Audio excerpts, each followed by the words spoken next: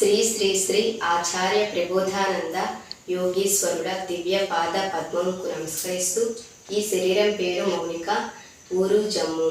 స్వామి వేమన భగవాన్ గారి జన్మదిన సందర్భంగా నిగూఢ తత్వార్థి బోధినిలో ఇప్పుడు చెప్పబోయే పద్యం 43.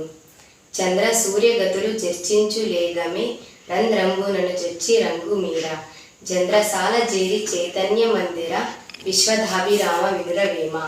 భావము: మానవ శరీరంలో 3,50,000 నాడులు ఉండినట్లు వినికిడి. అందులో 72,000 నాడులు ముఖ్యమైనవి. వీటికంటే ముఖ్యమైనవి 10 నాడులు గలవు. ఈ 10 నాడులలో ప్రధానమైనవి 3 నాడులు.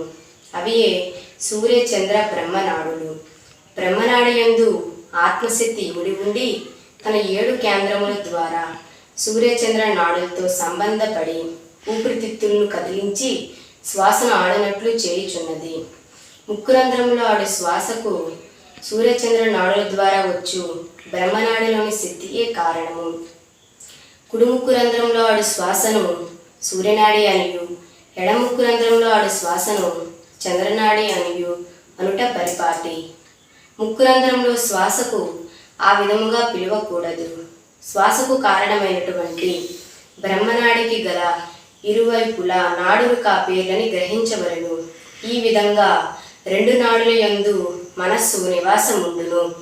బ్రహ్మనాడికి కుడివైపున గల సూర్యనాడి మీద మనస్సు నివాసముండినా కుడిముక్కు రంధ్రంలో శ్వాస ఎక్కువగాను, ఎడముక్కు రంధ్రంలో శ్వాస తక్కువగాను ఉండును.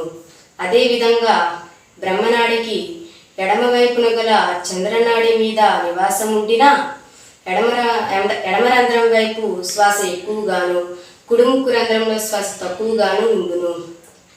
ఇదంతయు జాగ్రత్తావస్థయందే జరుగుచుండును. మనస్సు యొక్క స్థానమును తెలిసినవాడు దానిని మధ్యనాడి యందు చేర్చు నైపుణ్యమును కూడా తెలిసినవాడగును. సూర్యచంద్ర నాడుల మీద మనస్సు లేకుండా ఎరుకగా మధ్యనాడి యందు ఉండెనను యోగమగును. ఆ సమయంలో మనస్సు ఆత్మానుభూతిని జీవుడు అందించుచుండును. జీవుడు ఆ ఆత్మానుభూతిని అనుభవించుచుండును. కనుక రంధ్రంబునను జొచ్చి చంద్రసాల జేరి చైతన్య మందిర అని అన్నారు. అందరికీ నమస్కారం.